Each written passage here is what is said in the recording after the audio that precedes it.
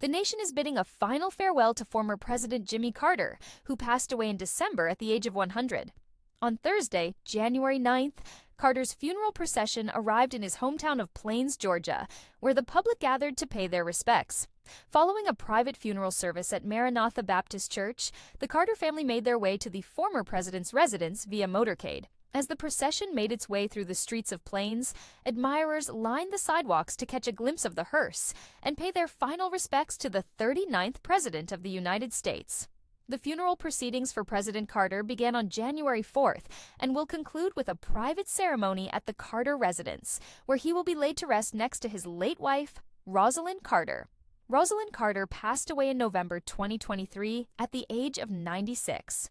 On the first day of funeral services, the motorcade paused in front of the Plains farm that served as President Carter's boyhood home. The National Park Service saluted the late president by ringing a historic farm bell 39 times, honoring his role as the 39th President of the United States. The motorcade then traveled to the Carter Presidential Center in Atlanta, where President Carter lay in repose for several days. On January 7th, his remains were taken to Washington, D.C., where members of Congress paid their respects during a service in the rotunda of the U.S. Capitol. Visitors were also welcome to pay their respects shortly after. On Thursday, President Carter was honored with a state funeral service at the Washington National Cathedral in D.C., which brought together all 5 living U.S. presidents. His remains were then returned to Georgia, where he will be laid to rest.